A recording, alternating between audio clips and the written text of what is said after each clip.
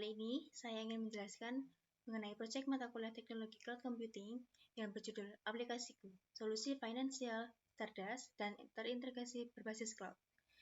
Baik, di sini saya akan memperkenalkan diri. Nama saya Rahma Reza Azizah dengan NIM 2356100014 dari program studi Sistem Informasi. Baik, untuk selanjutnya,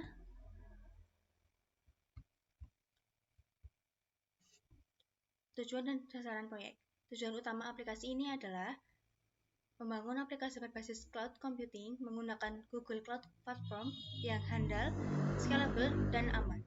Aplikasi dirancang untuk mempermudah pengelolaan data secara real-time serta mendukung kolaborasi pengguna secara efisien. Untuk manfaat aplikasi ini, yaitu sasaran pengguna mencakup pelaku bisnis, tim operasional, dan pengembang yang membutuhkan solusi cloud modern. Harapannya, dapat tercipta aplikasi yang hemat biaya, mudah diakses, serta mampu berkembang sesuai kebutuhan pengguna dan trafik secara otomatis, terutama dalam pembayaran.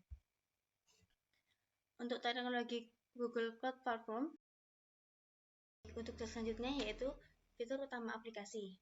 Yang pertama terdapat penyimpanan data secara real-time. Pengolahan data cloud secara real-time menggunakan cloud storage dan Firebase, memastikan data selalu tersinkronisasi dan dapat diakses kapanpun. Yang selanjutnya yaitu ada integrasi API eksternal, di mana integrasi dengan API eksternal untuk memperluas fitur aplikasi, memanfaatkan cloud function sebagai penghubung layanan pihak ketiga secara efisien. Lalu selanjutnya ada keamanan dan autentikasi. Perlindungan data pengguna menggunakan cloud IEM untuk manajemen akses berbasis peran, memastikan keamanan dan privasi di setiap lapisan aplikasi. Untuk fitur utama aplikasi ini adalah yang pertama yaitu ada notifikasi dan juga komunikasi asinkron, di mana menggunakan cloud pub atau sub untuk mengirim notifikasi real-time dan komunikasi antar modul aplikasi secara asinkron, memastikan alur data yang andal dan efisien. Lalu yang kedua ada scalabilitas dan monitoring. Scalabilitas otomatis menyesuaikan kapasitas sesuai trafik pengguna, didukung cloud monitoring untuk pemantauan performa dan deteksi transaksi secara real-time. Selanjutnya yaitu ada otomatisasi dengan cloud function. Proses bisnis diotomatisasi menggunakan cloud function berbasis event-driven, memungkinkan eksekusi kode tanpa server saat diperlukan tanpa biaya idle. Selanjutnya, yaitu ada cara kerja layanan cloud yang dipilih. Pada aplikasi ini, saya memilih 4 layanan cloud yang saya pilih. Yang pertama ada Cloud Computing Image, yaitu menyediakan cetakan blueprint virtual OS yang seragam untuk menghost kode utama transaksi dan juga QR. Lalu yang kedua ada Firebase Service, untuk menangani sinkronisasi data profil, sistem autentikasi cepat seperti login dan juga register, dan memicu push notification. Selanjutnya yang ketiga ada BigQuery Sandbox, yaitu tempat pengolahan data transaksi secara asinkronus tanpa membebani performa database operasional utama. Baik, yang terakhir yang keempat yaitu CloudShell, di mana menjadi jembatan DevOps untuk mengontrol infrastruktur cloud dan mengelola perpindahan data log. Selanjutnya ada mockup aplikasi ini. Yang pertama ada logo aplikasi pada tampilan awal saat memasuki aplikasi ini.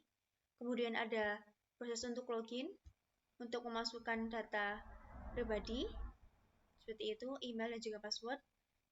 Kemudian ada informasi mengenai fitur-fitur awal yang ditawarkan pada aplikasi. Selanjutnya ada input data pribadi, di mana membuat akun baru dan mengisikan data pribadi berupa nama lengkap, email, nomor HP, dan juga password. Kemudian mendaftar. Apabila berhasil mendaftar, maka akan masuk pada dashboard utama, di mana tampilan dashboard akan seperti ini, terdapat saldo dan juga ringkasan keuangan dan juga fitur-fitur yang dapat digunakan. Kemudian ada riwayat transaksi, di mana pengguna dapat melihat riwayat transaksi apa saja yang sudah dilakukan dan jumlah pembayarannya. Selanjutnya ada informasi penerima transaksi, di mana di situ terdapat nomor rekening ataupun nomor yang akan kita tuju untuk melakukan transaksi tersebut. Selanjutnya ada invoice transaksi, yaitu berupa notifikasi ataupun pemberitahuan bahwa transaksi yang kita lakukan sudah berhasil. Kemudian ada juga mockup UI untuk notifikasi, di mana pemberitahuan apabila retasi sudah berhasil, top up sudah berhasil, maupun pembagian yang sudah berhasil, seperti itu. Baik, selanjutnya yaitu ada informasi akun pengguna, di mana terdapat profil dari yang sudah kita isikan di awal tadi, seperti itu, dan juga ada menu profil yang dapat dipilih sesuai tampilan yang ada di sini. Kemudian ada pengaturan, di mana pengguna dapat mengubah keamanan akun seperti password dan juga data yang ingin diperbarui, mengubah PIN, juga terdapat bahasa, tema, notifikasi, dan juga yang lain sebagainya.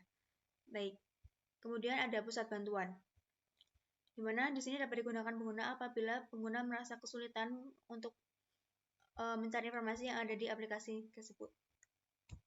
Selanjutnya yaitu ada scan QR, transaksi di mana pengguna dapat scan QR melalui barcode untuk melakukan transaksi, seperti itu.